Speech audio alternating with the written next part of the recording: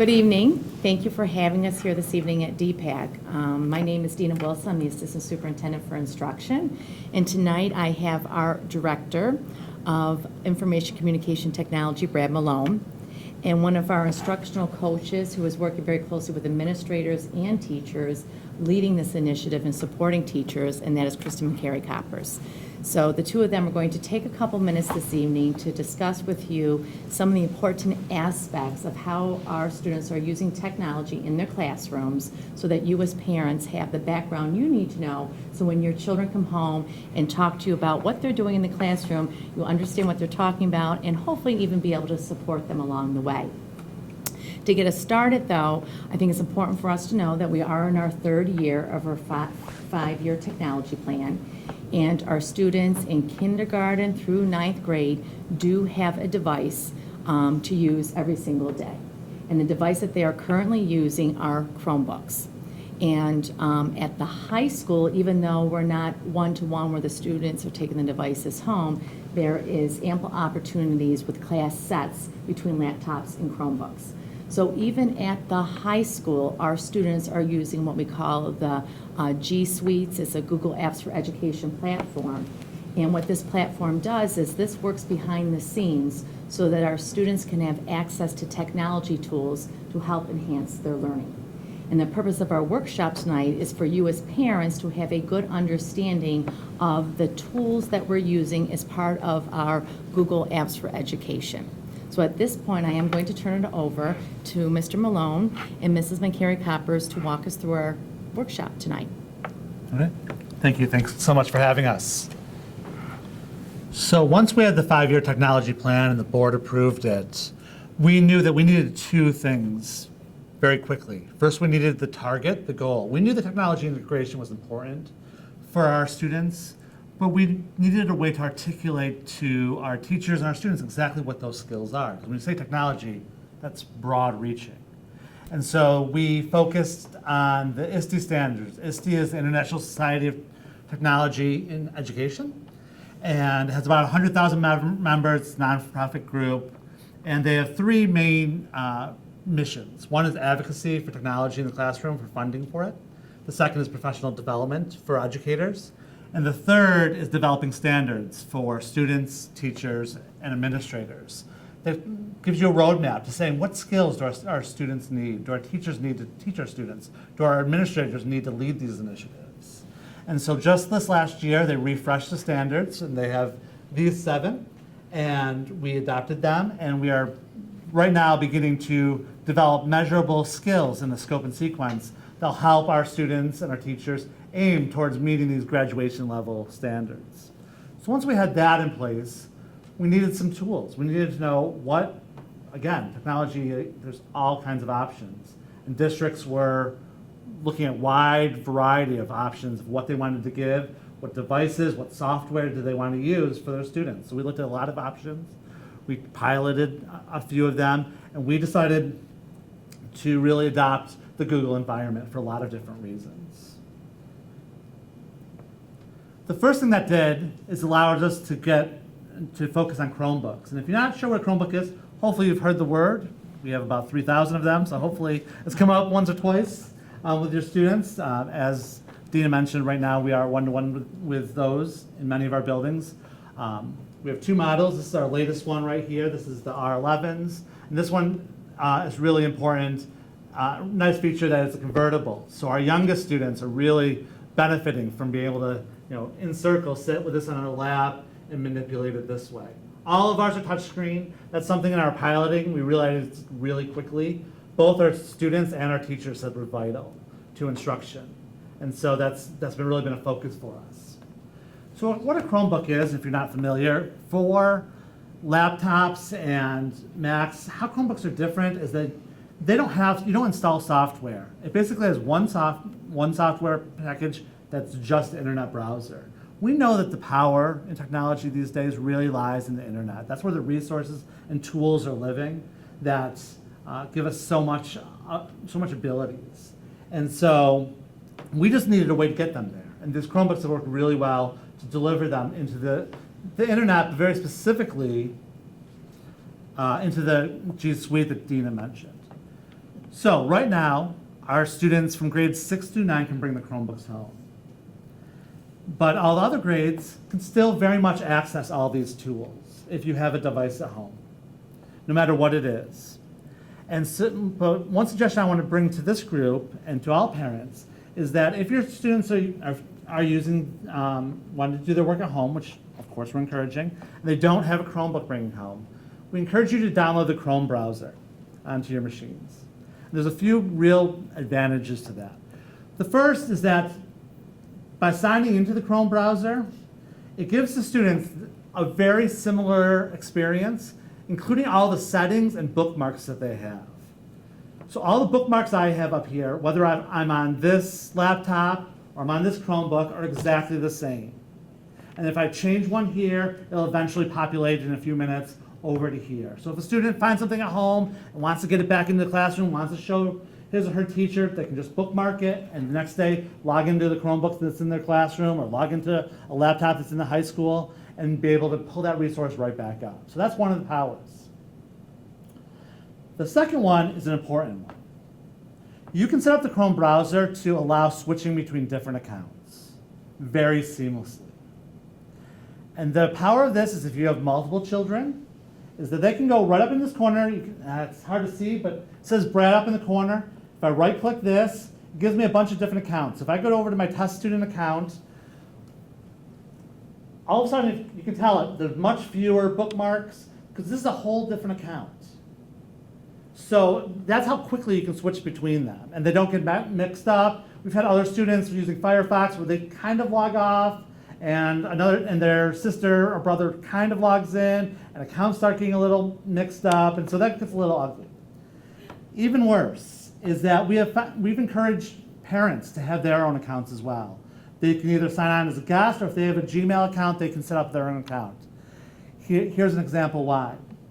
If you sit down and you use the browser that your student has signed into, and this has happened, and you bookmark your banking institute, and then you decide to save that information.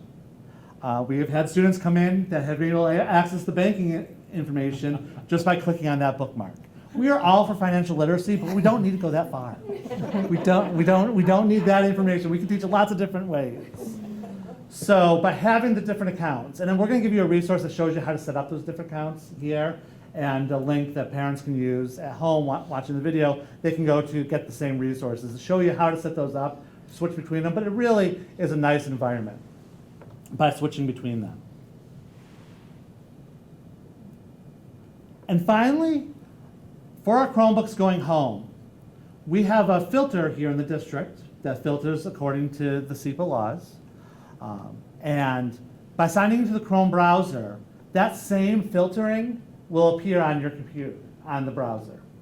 So if you don't have a filter at home, you're not sure how to set one up, this is a nice way to do it. And I want to be so clear that filters do not cover 100%. Still, we need to be vigilant in schools, and parents need to be vigilant at home what the students are doing, but it does give a layer of protection for some of the most onerous sites out there that we wouldn't want students anywhere near. So that is another advantage by signing into the Chrome browser, that they will have the same filtering that happens throughout the day here in school. All right, so the Chromebooks and the Chrome browser, again, these are just ways to drive us to the internet. But the real power has come in for us, which up until last month was called the Google Labs for Education, and then they rebranded to G Suite. But really, this is a suite, let's use their terminology, of applications that work really seamlessly together, both in the Chrome browser, on Chromebooks, and really on any browser they work as well. And we're going to kind of go through and talk about some of the ones that we see our students using the most often. One of those standards we talked about is being creative communicators. So one of the things that we have provided for all our students is Gmail addresses. But some things you should know about that is that this is a closed environment, meaning that they can only email staff and students within Rush-Henrietta. Unfortunately, they can't email you, the parents or grandparents, with this email. We want them to experience email, learn about it, but we also want to keep it a safe environment, so that is closed off. We have found mostly at this point that mostly it's our secondary students that are using the Gmail the most, either club notifications, the same way you guys probably communicate with each other for your organizations, they're doing as well. When they don't see their teacher every day, they're doing some email into that. But one teacher just told me the other day about how a student, a fifth grade student, emailed her, said he was going to be out a couple days and asked for the homework, and she was really impressed by that initiative that he was taking to do that. Something else we're just starting to get our teachers and students using more often is the Google Calendar. Another standard that is in there is empowered learner. And we think it's important for students to start learning how to keep themselves organized, and an online calendar is a great way to do that. It's great because our secondary students can take a calendar, same one that's on a Chromebook, they can put on their phone, they can move between them and keep track of them. Some of the tools that Chris is going to talk about with Classroom automatically populates assignment dates right into the calendar.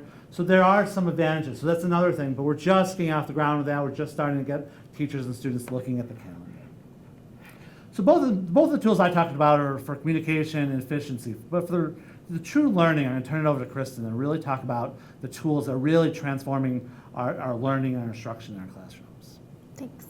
I have to tell you too that I come to you not only as a ICT coach for elementary, but I'm also a mom of a fourth grader and a second grader. So I often say I have the best seat in the house because my kids go to Leary, and not only do I see the perspective as an educator, but I see it as a parent whose children bring home these things and are using them in our home. So it's a really neat place to be in. The first tool or app I'm going to talk about is actually our platform for storage and organization, which is Google Drive.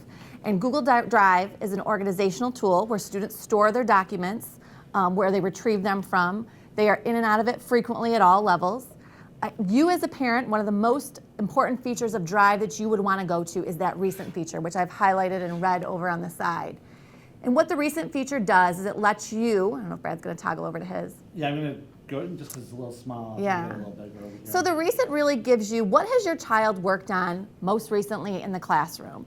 It lets us know the name of the item. Hopefully it's been named really well, the document. Tells us the time that they last worked on it.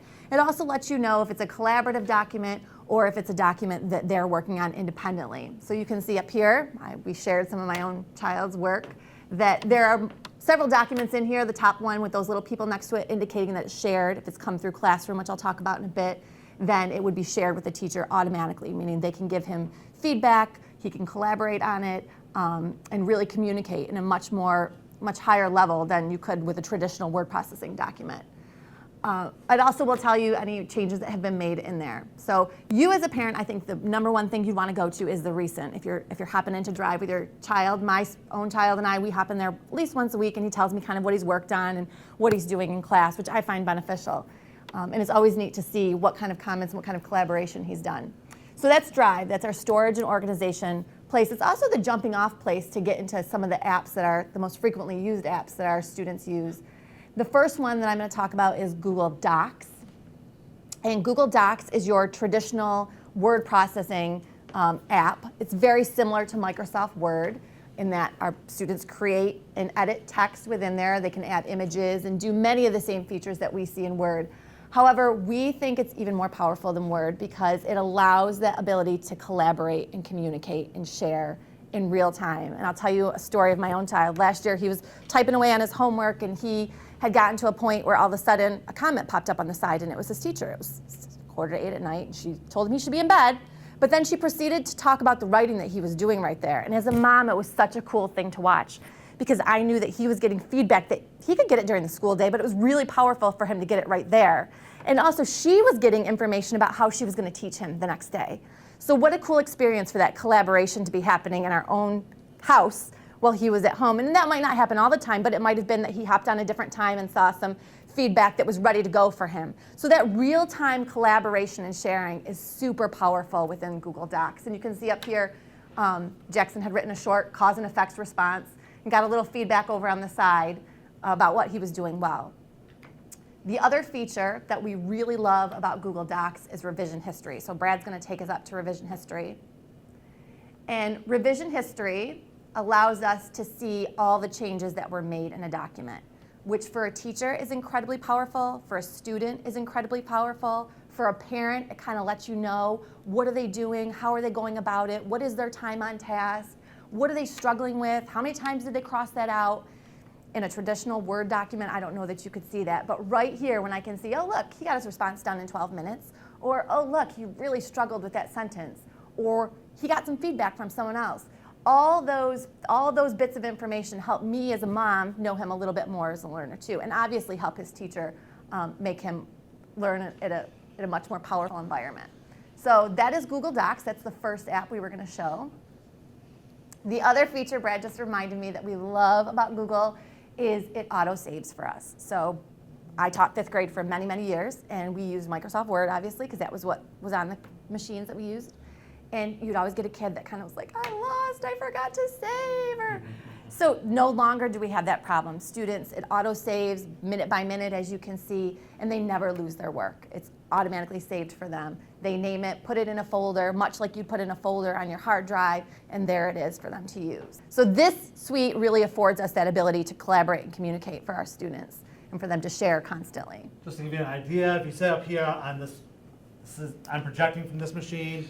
If I was another student, at the same time, we've had dozens of people in the same, sorry, I can't type and talk at the same time. But in the same document, this is really powerful when you have a class sharing ideas at the same time. We've had students all over at all age levels building presentations together from each other's home, from their own homes, working at the same time. Yeah. The collaboration piece, if you toggle through your students' drive, hopefully you would see that they are not working independently, that the ability to share has become magnified in using the Google environment, which we really, really find powerful in teaching and helping our students learn and perform at higher levels. The next app that I'm going to talk about is Google Slides. It's very similar to the traditional PowerPoint in that it's meant and intended for polished presentations, much like the one we have here tonight. However, our students and teachers are finding lots of creative and unique ways to use it, and one of the ways that we've seen them use it is for notebooks. So this is an election notebook. Again, I'm using real world examples here. This is Jackson's that I peeked at earlier today, where he's able to get his learning target, to go to different sites, to gather information and put it all in here. And the reason that a lot of our teachers, particularly at the younger levels, really like slides for this, even though you might think, or I might think it's traditionally a presentation tool, is because it allows them to manipulate and move things really easy. It also allows them to put in those clip art pieces that we know like our elementary teachers really love, and to format it in really eye-catching ways. So we use slides not only for the polished presentations, but also for notes and those day-to-day things that we might have done on paper traditionally. It lets us organize them in a really efficient manner and format that in ways that are great for our students. So this was an example of that. And teachers can embed links to They can have, embed like, a links, video that they yes. made or something they want to read, Yeah, or just- a resource. Just to go through here, just to point out some different things. So down here, there's a multiple choice quiz that the teacher has designed. Here is this link will bring me to a video that she has identified from another resource that we purchased called Brain Pop. So again, you can build all your resources so the students know exactly where to go back to get it again, outside of the time. And also, it looks like, just skimming through this, it looks like all these boxes, it looks like Jackson might have actually gone in and put some of these definitions in himself. So she left the outline and he filled in that information. Very traditional, the same way that we traditionally used to do this with guided notes on paper. And the important piece with this is what'll happen is, this is the work that Jackson's doing in class. So when Jackson's coming home tonight to do his homework and needs to build upon what was learned in class, everything they did in class is here. So you as a parent, when they're asking for some help guide them to go back into some of these resources, because really everything that they need to do their homework is most likely right there. So you as a parent, you're not scratching your head thinking, how do I find this example, or where do I find this? If you ask them questions to navigate through these types of resources, our teachers are learning that they can scaffold and support the learning by embedding these tools, a video, a resource, or so forth. It's really a one-stop shop for them, where they're able to put all those things that traditionally might have had to been posted, or links listed on the board, that the kids can easily click and access those materials and those resources that we have for them across the district. And of course, our students are using it for presentations. This one was a collaborative example of Jackson working with a couple friends where they had researched in this topic which connected to their social studies curriculum, and we're building a presentation to share information with others, to educate others about this topic. And it was really a collaborative effort. If we looked at the revision history on this, it showed that all 3 of them have worked jointly to create this project. Something, again, that wouldn't have been possible without Google Apps, or might have been really cumbersome and hard to do with a traditional paper method. So it really made that for a much more empowered and enriched learning experience within here.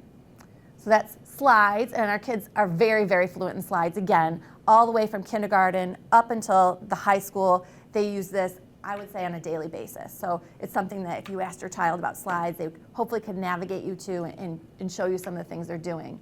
I want to just check, and even in kindergarten? Even in kindergarten, we're starting to use them. Yes, yes. They use them. The other great thing about slides, and Dina mentioned this, is it's a really great way for teachers to embed videos, because it takes what we see on YouTube, you put the link in, and it automatically takes all the stuff that's around the YouTube link out. So they're only able to watch that video. And a lot of our teachers will also have notes on the side where they'll watch the video and take the notes right there on the same document, which again is super powerful compared to that stop and start and the up and down that they used to have to do with traditional paper. So, and we're keeping them safe too, in that we're kind of closing down the environment that they're in if we don't want them to get distracted by YouTube. The third Google app that many of our students are starting to dive into is spreadsheets. And we know that in the modern world, many fields are requiring the use of sheets and databases. I wish I was a little more fluent in them before I started this job, but I've certainly built my capacity for using them. And we want to start to foster those skills for our students in the classroom. So Sheets is very similar to Excel.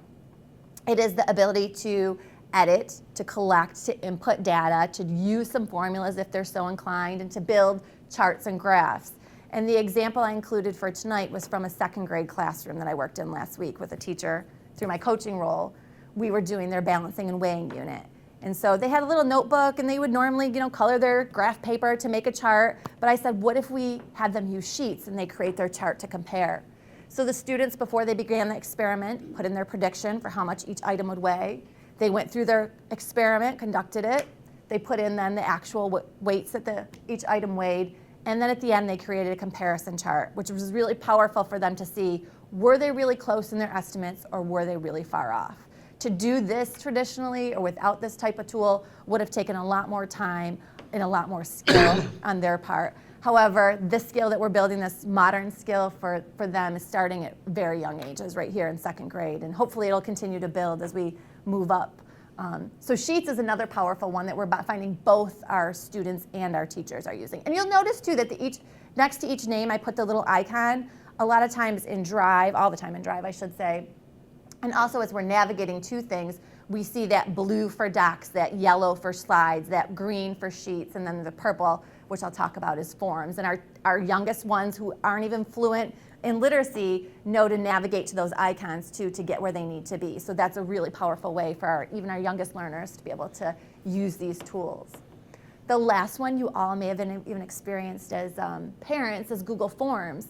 And Google Forms, I don't really think, we have a little SurveyMonkey or some other tools that we've used that are out on the web, but it's really a great tool for teachers to use. They're able to create forms, surveys, questionnaires. You may have gotten some home about your child or about class parties, supplies needed. And for this one's a reading log example, which I know Cheryl does something like this in her classroom, where students are able to input data. It either feeds to the teacher or it feeds back to the student if they're conducting a survey themselves. And then they can use it for multiple purposes. They can create charts, they can analyze data, they can put it into sheets. It'll give them a neat little pie graph to start. And a lot of our teachers use this as assessment. They use it to get feedback. They use it for formative purposes or summative purposes. They use it for their planning.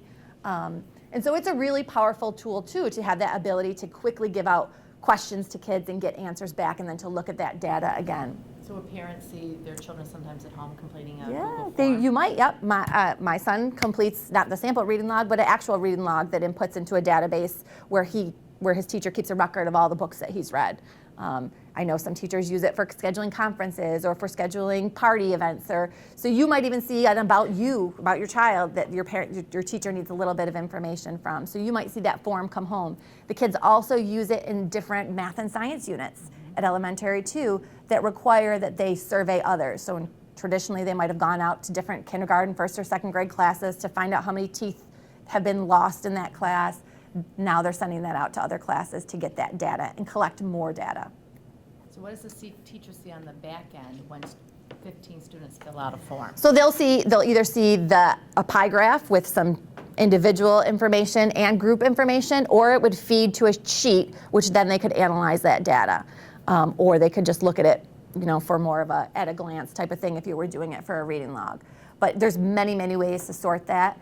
And teachers do use that, like I said, for assessments. There's some ways that they can grade it if it was an assessment automatically and give feedback to their students. I know some great file teachers that do that regularly in their reading block, where they use the form after a child has read, and then the child immediately gets feedback on how they did on that reading assignment. So really powerful ways to give our students real-time feedback on how they're doing. And also for you to kind of have that view too. That's what we want to invite you in tonight to do, is to start to have that view in Google and to be able to feel comfortable navigating through things. And I'll tell you, you really can't break Google. So even if you click on something that you're like, I don't know how I got there as a parent, it's okay. If you back out, close out, chances are nothing's lost, and that beautiful revision history always lets us get things back. If they hit the delete button to It's a not really document, deleted, right? It's not We can almost always, I'm not gonna say always, but we can almost always find where it's gone. So that's so dabble, Somewhere up in play that a little. cloud, and that Yes, it hasn't fallen out of the cloud. So that's Google Forms, which is the last app. Google not only has Drive, but they also have another platform that they use specifically for education, which is Google Classroom. And Google Classroom, again, is an organizational and communication tool. I tell teachers it's like your copy machine and folders and bulletin board all in one. Because Google Classroom, and Brad's gonna hop into a Google Classroom. I think he's gonna hop into Jackson's Google Classroom. Google Classroom organizes assignments, announcements, and folders for teachers and students. As a teacher, I'm gonna have you go into you can pick any of them. I peek at them all. I have him hop in there and show around to me. Once you're in Google Classroom, it feeds very much like Facebook would feed, or Twitter, or a blog, and that there's a stream, and the most recent item is at the top, and then it goes down from there. There are a few new features to allow a teacher to tag things by topic, so if a student wanted to search for a specific topic, they could. And then there's two types of posts the teacher will make. They will make an announcement post, which is basically like your bulletin board, like here there was some links I could see that go to these places to get the information that you need. Brad's hovering, scrolling down there, which is an announcement, just giving out information, the same thing you'd pass out a piece of paper or you'd put it up on your board for the kids to look at. And then there's an assignment, which Cheryl shares this classroom. So there's an assignment there for them to work on, where that is something that the teacher is expecting back. They can pass it out to the whole class at once, or they could pass it out to individual students. And immediately, as soon as it's passed out and opened, the teacher can view it. So they can view it on their end, they can give the student feedback, and the student can see that. So that collaborative piece is there immediately. That ability for your child to get feedback is super powerful. And Jackson can turn it in once he's done with it, get some, not necessarily grades, but get some comments back on how he should improve. And it organizes this all for him. It puts it in a folder for him. In Drive, there's a Google Classroom folder. But here, he can always hop back to it to see what he needs. And you'll notice that he had multiple classrooms, because classrooms aren't like our traditional classroom. And that kind of hung our teachers up at first, because they were thinking, oh, I have one for everything. They're more like folders that you would have in your desk. So putting all his social studies stuff in one folder, it would be in one classroom. Putting all his science stuff in one folder, it would be in one classroom. So classrooms are very flexible and fluid in that way. So don't be alarmed if you see many of them. I think I heard our middle schoolers have on an average about 10 classrooms going at a time. And clearly our elementary students also have multiple classrooms. And even it should be noted that our encore teachers and our special area teachers use these classrooms in really powerful ways as well. So they might have one for health if their school nurse teacher is coming in to teach a lesson, or they might have one for PE if they're doing something in PE that the teacher needs to share things. So Classroom is a great organizational tool for our teachers. It also allows for some discussion in the stream too, where kids can talk with each other if their teacher enables that option. So all those apps you just explained explained, let it be a Google Sheets, let it be a Google Doc, let it be a form. When the teacher sends it out to the kids as an assignment, all those apps could be showing up in a classroom. Yes, yes. They would send it out as assignment. The student does something with it, gets the information they need. They can turn it in, but they don't have to turn it in. So you shouldn't be alarmed if you see late, because as soon as that student opens it, it's shared with the teacher for that teacher to give feedback, to comment on, to guide your children in the right direction in their learning. So that ability, again, to collaborate and communicate is huge within the Google environment. Thank you. All right, so that is kind of an overview for the Google Apps for Education. We're going to open it up for some questions in just a second. But that's just the tip of the iceberg of the electronic resources that we're using in our schools. I encourage you to check out your school's library webpage. All of the libraries have pages right off of the school's webpage. And they'll have a number of other resources. I just grabbed a quick picture of Leary's Raz Kids Typing Agent, which Typing Agent is our typing program that we're using with students K through 5. Overdrive gives audio and ebooks. There's lots of options out there. So many we couldn't possibly have covered them all. But we did want to give you a location where you can go to.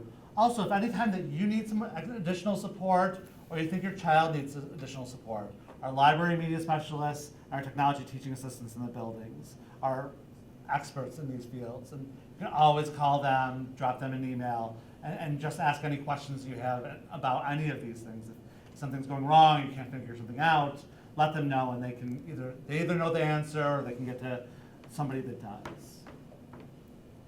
All right, the final thing that I've handed out, and I have a live link here, is some resources that we put together for you. First, we gave you some of our driving documents, and all of these, if you just go to this address, they're all live. You can click right into them at home. We gave you the 5-year technology plan, if you want to look at it, a way to get to the ISTE standards that go deep into the indicators. The draft of our scope and sequence, we haven't finalized it yet. I also we created a playlist of all the different technology videos we've made for different presentations, similar to this one, that we've put together. So if you want to see Sherman's Coding Club, or you want to see Leary's, there's lots of videos out there of lots of different technology that we've done over the last 3 or 4 years. So I combined all those videos. I think there's like 10 or 12 up there now. So those are some of the driving documents and some of the things, those examples I gave you. Down at the bottom of the tutorials, it gives you the directions for how to sign into the Chrome browser at home, how to set up multiple accounts so your banking information isn't showing up in your 3rd grader classroom. And then there's 2 resources that are excellent. I couldn't reproduce them because it changed so often. The first is the G Suite Learning Center. Learning Center is more similar to what we did, kind of explains the different applications. And then the G Suite Help Center, that's more technical help. If you need to know technical aspects of it, that's where you go. But if you want an overview of what any of the apps do, then go right to that Learning Center. And finally, I gave you the link to the Classroom Help Center as well. All right, let's open up to some questions. I have a question. Sure. You were talking about downloading the Chrome browser. Yes. Okay, so I just want to give you a situation I'm experiencing. I have an iMac, and I downloaded the Chrome browser. And then I try to go through the Chrome browser to the Rush-Henrietta account. I try to look up some of the students' work. Get blocked. I can't. So you were mentioning the email is a protected environment. Is the student work also a protected environment? Okay, So I can't access, just being on the Chrome browser doesn't give me access to my students' work. No, absolutely not. So for every document that we create, you make a choice about who it's shared with and how it's shared. So in that situation, my guess, just a complete guess, is that the sharing permissions weren't set up correctly to give you access to it. So that would be my student or teacher would have to put the sharing.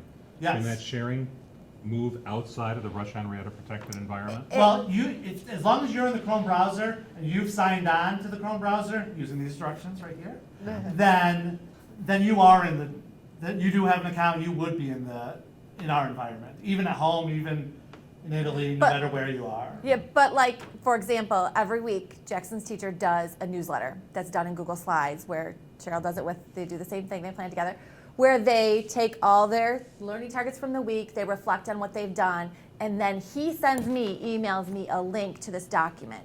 Jackson and his teacher have opened up the permissions from being just shareable within the RH environment to being shareable with anyone with the link. So he's made that choice, and his teacher's made that choice to unlock that, so to speak, to let the person in to see his work. So I can't get in unless I'm allowed. You're invited, Yes. yeah, you have to be invited. Absolutely. You threw out that Jackson would email you the link, but the rest of us wouldn't have that ability. If your would do it teacher in did. the- So, yeah, a lot of teachers too are starting to keep your emails, so make sure it's the most current one, on their students, like at elementary, on a special document, so that when they want when they want their child to share the work with them, that they will email it directly to you, so that you know that, hey, you did a really great job with this writing piece. It's worth mom and dad seeing. Let's share it out. Your day-to-day stuff, though, you're going to want to sign in to their browser using their RH username and their password. Jackson does not share all these things with me free, willingly. He's a 10-year-old boy. I often will kind of sit down next to him, or I have his username and password that I'll hop into his account and just see what he's working on that week, to have that dinner conversation and say, hey, I noticed you're studying the Senecas. How are you going to save them? Those kind of conversations that I want to have. So making sure you either contact the teacher or the LMS for that username and password. And then also, we're hoping more and more that those folder things that come home maybe become a little less, and more you get those invitations in your inboxes to look at your student work. So just up here, I've pulled it up. So this is the document, the presentation we just gave.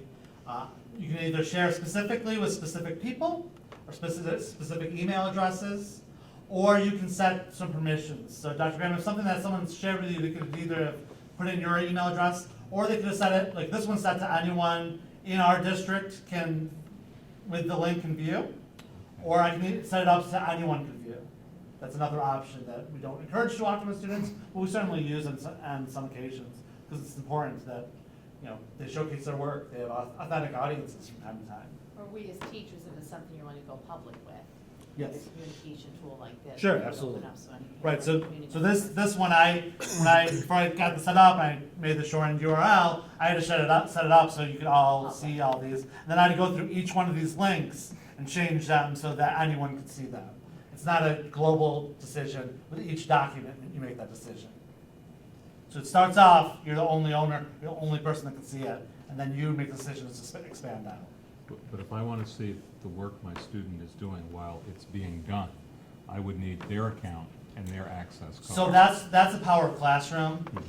Google realized that was an issue quickly early on. So when Kristen mentioned handing out assignments, when they hand out assignments, so I hand you out a document, a blank document, and you work on it, I'm actually still the owner, so I can always go into it.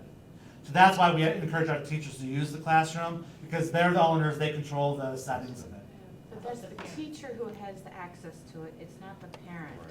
And that's, I'm gonna piggyback with what you're talking about, because there's two things that come to mind is, I have secondary students, and I guess if it's the same password they've had since kindergarten, I can go into their Google Docs. But at this point, it's really kind of inappropriate almost. Or they would see it as meddling, or it becomes a very challenging parent-student dynamic for parents to just pop in and say, oh, well, I used your password to go in and see.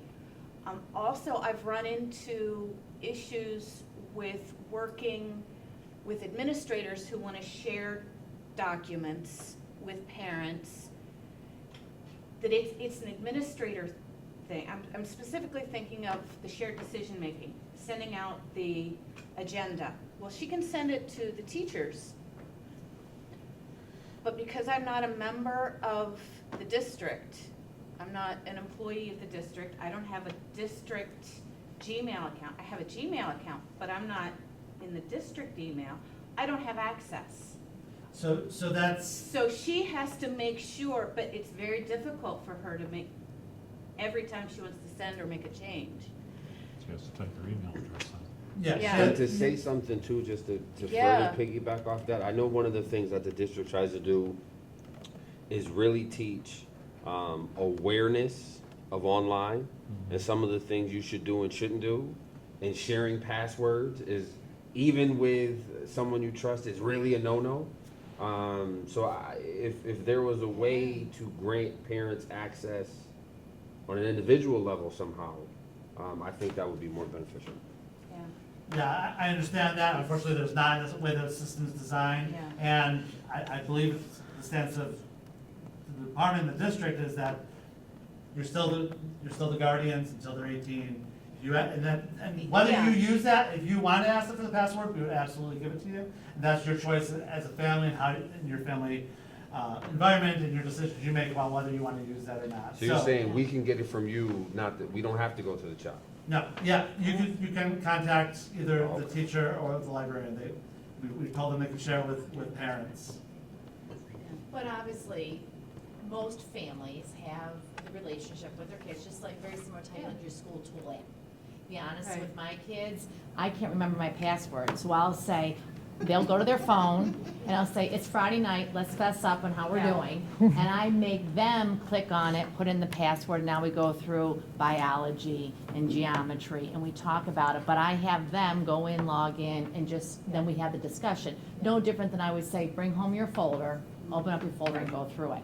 So think about how you're using the school tool app and monitoring the grades. You can do the same type of methodology as a parent, whatever's working for you. Hopefully, I would think most of our parents have that kind of relationship like you would do with the apps for the grading. But if some point you have something that you're concerned about as a parent, or, due to a situation, maybe your child is somewhere else for a week and you want to go in and check, like Brad said, we will give any parent or guardian, that code, and you explain to your child that I have it too, just so I can go in and look. So it's just that, we want that homeschool connection and kids to be part of it. I like it. I think that the tools work well. My daughter being in 7th grade this year, they're doing a blog, a science blog. They have to do a blog, but she wanted to share it with us, and it was hard for her to do it because she couldn't have that email component. So I mean, there's stuff there, and I think maybe with growth over the years, that'll maybe they'll be able to adapt that. But it is fascinating to see the stuff that they're doing and the interactions.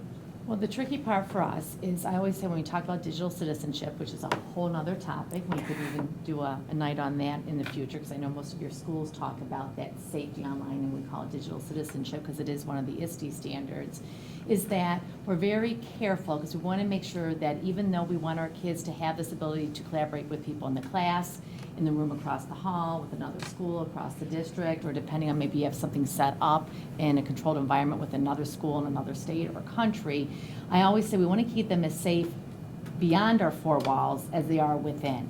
So it's one of those things that you trade back and forth, that sometimes there's an inconvenience because they can't just share it with mom or dad or grandma or a friend. But unfortunately, there's certain layers and filters we have to keep that safety net in place. But then, as much as we want to keep people out, then we can't share going out to like a parent. So that's why if they email it to you, most of our tools, then you can see it. But there are some tools that they use that, due to the filters or the setup, you can't just share out. So it's a balancing act we're doing right now, trying to figure out how do we keep them safe but still have those tools of open collaboration and sharing.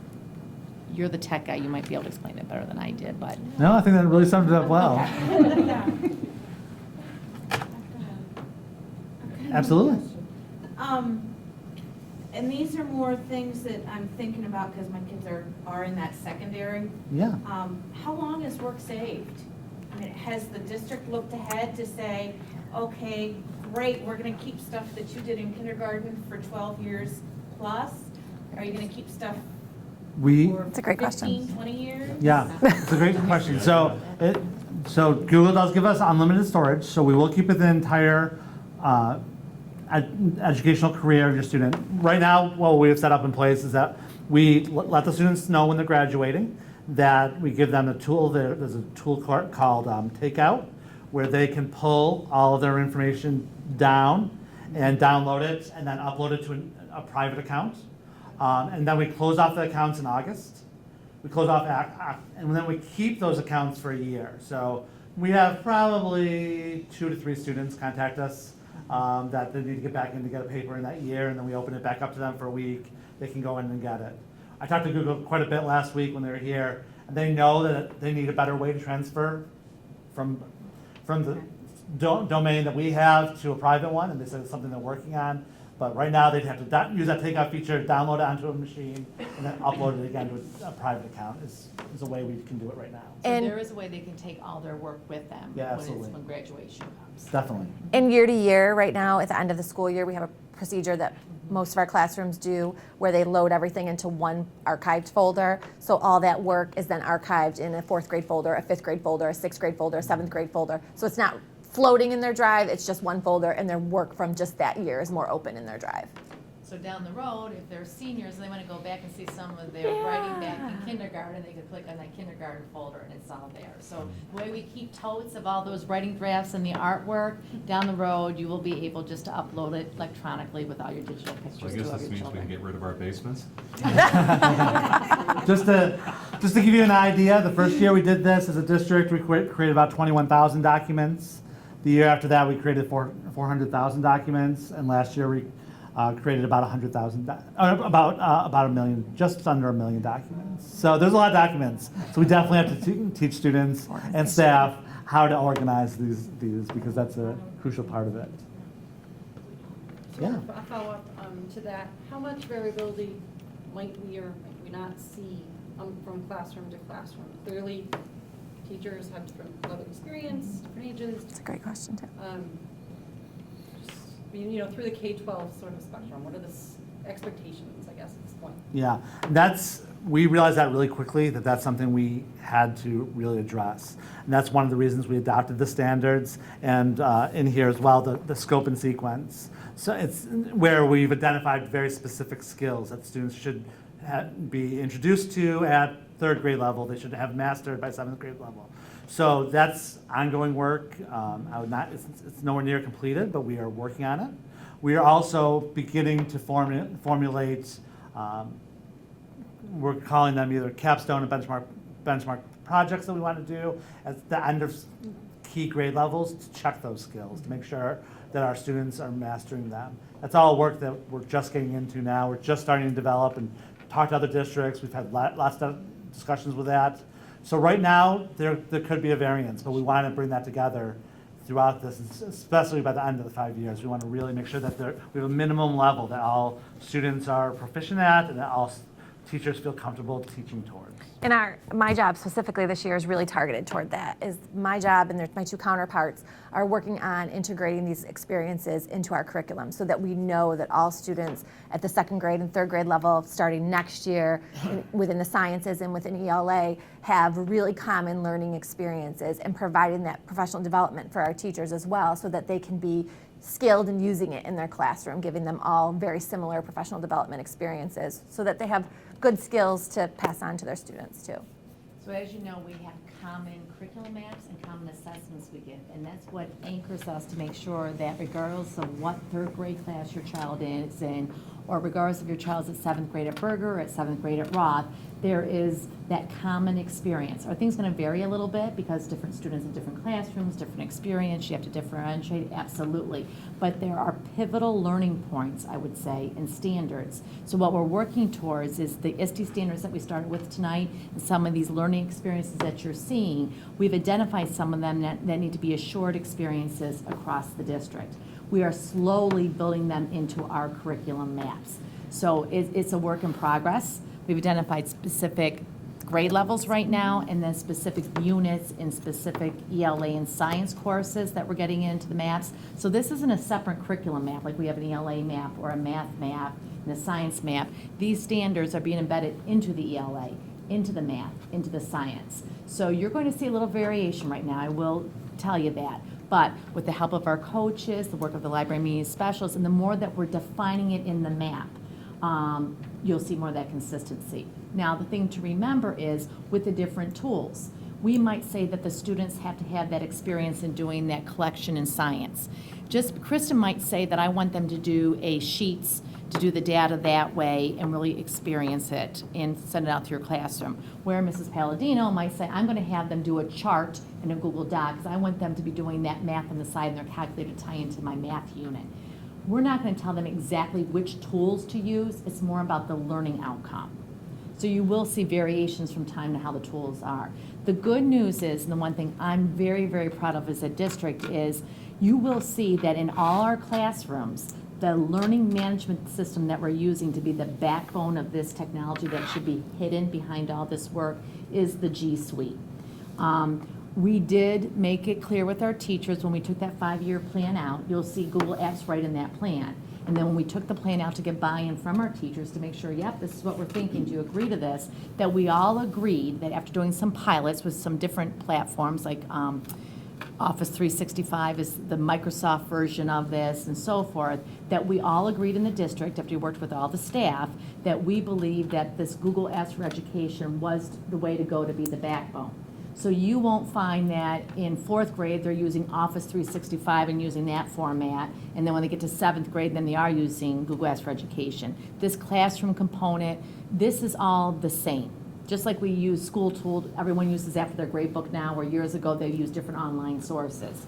So the good news is what is consistent is this learning management system that we're using. Hence why we explain this to you tonight, because if they are going to do like a spreadsheet, they are going to use sheets. They're not going to go online and use something different. And we made it clear to the teachers that the reason why this is good practice for us to be consistent in this is because the type of learning environment we want to give to our kids. We need to give them something that they can learn and master and use consistently across courses, across grade levels. That's how you get that continuum and that cohesiveness. Also, we can do a better job training our teachers on these features. Because if you're doing one thing for a spreadsheet and you're doing another thing, Kristen's going to go nuts trying to give that training and that support. So there was a lot of benefits, and teachers understood, yep, we will come to agreement that this is the platform we use. So even though the learning experiences might vary a little bit, these tools that we shared with you tonight are consistent through our district, because that, as a K-12 community, we agreed upon, we thought for us right now was the best tools to use. So that part is consistent throughout the district. So I think that's a great place to end tonight. And I just want to thank Brad, Kristen, and Dina for joining us this evening to provide us a little bit of more background information about how technology is being integrated into our students' learning experiences. Why don't we give them a round of applause?